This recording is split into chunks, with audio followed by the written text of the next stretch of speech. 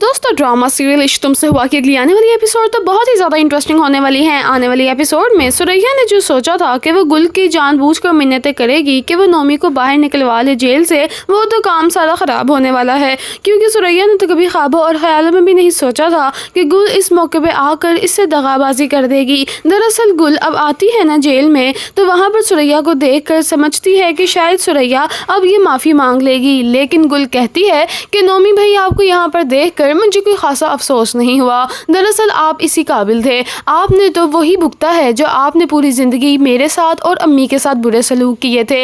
आपको क्या लगा था कि मैं वही मजलूम गुल हूँ जो यहाँ पर आएगी और आपके हक में झूठी गवाही देगी और यहाँ से चली जाएगी? नहीं नोमी भाई, ऐसा कुछ भी नहीं है। मैं आपके खिलाफ या आपके हक में कोई भी गवाही नहीं देने वाली। आप जेल में जब तक रहेंगे तब तक ही रहिएगा और मुझसे कोई उम्मीद मत रखे कि मैं आपको यहाँ से छुड़वाऊंगी, क्योंकि आपने मेरी अम्मी की आखिरी निशानी वाले घर को इस तरह से बेचा कि किसी को कानो कान खबर भी नहीं होने दी। लेकिन अल्लाह की लाठी तो बेआवाज़ है। ये कहकर गुल वहाँ से चली जाती है और नोमी तो हक्का बक्का ही रह जाता है। और आज के दिन नोमी को एहसास होता है कि इसने गुल के साथ और अपनी अम्मा के साथ जो जो किया था, इसको वाकई में उसी चीज़ों की सज़ा मिली है। सुरैया तो कहती है कि इस औरत की किस कदर गज़ लंबी ज़ुबान है। मैं कभी सोच भी नहीं सकती थी कि अपने सगे भाई के साथ और बड़े भाई के साथ ऐसी हरकत करेगी। खैर, अब दूसरी तरफ गुल अपने घर चली तो गई है, लेकिन गुल के घर में भी उसके लिए कहाँ सुकून मौजूद है। अहमद को बहुत ही ज़्यादा गुस्सा दिलवाती है उसकी माँ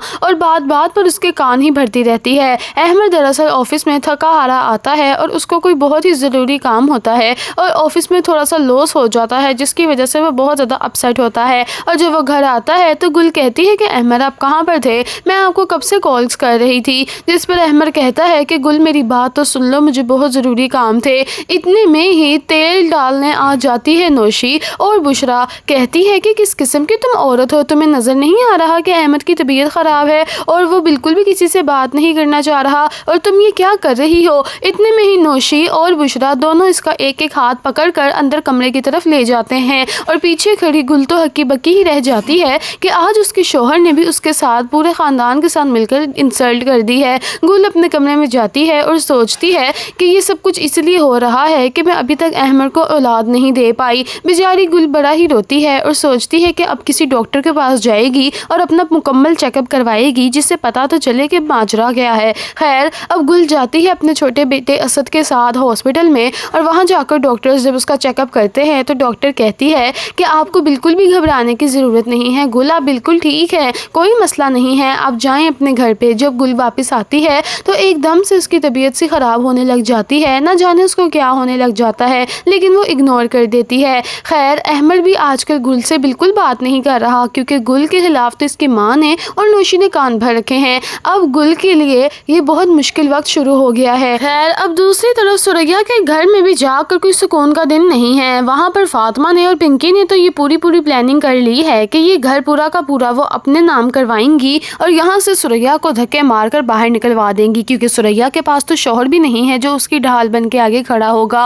और रही बात बुढ़िया की, तो बुढ़िया को तो जान से ही मार देंगे। अब पिंकी कहती है फातिमा को कि फातिमा मेरी बात सुनो, हमने तो ये प्लान किया है ना कि इस बुढ़िया को जान से मारना है, तो देखो ना हम कब का इंतज़ार कर रहे हैं, अब किस वक्त ये काम होगा। जिस पर फातिमा कहती है आराम से भाभी, आराम से, दूध ठंडा कर करके पिए, इतनी जल्दी ना दिखाएं। खैर, अब वो कहती है मेरे पास एक बहुत ही अच्छा आइडिया है। फातिमा कहती है कि मैं अपना मोबाइल फ़ोन अब सुरैया के कमरे में रख के आई हूँ और अब मैंने इतना वावेला मचाना है कि जिससे साबित हो जाएगा कि सुरैया ने मेरा फ़ोन चोरी कर लिया है। अब यही होता है, जब रईस और नफीस घर आते हैं तो फातिमा ने वावेला मचाया होता है कि मेरा मोबाइल फ़ोन नहीं मिल रहा। जिस पर रईस कहता है कि फातिमा उधर ही होगा, ज़रा ध्यान से देखो। तो वो कहती है रईस मैं आपसे क्या झूठ बोल रही हूँ, मैं पूरे दिन से पूरे घर में तलाश कर रही हूँ, सिर्फ और सिर्फ सुरैया का ही कमरा रह गया है चेकिंग होने वाला, क्योंकि ये सुबह से गई हुई थी पुलिस स्टेशन, अब मैं इसका भी कमरा चेक करूँगी। जिस पर सुरैया कहती है कि तुम होश में तो हो, तुम कैसी बकवास कर रही हो। और तो और उसकी माँ भी बोल पड़ती है कि तुम मेरी बेटी को चोर नहीं कह रही हो।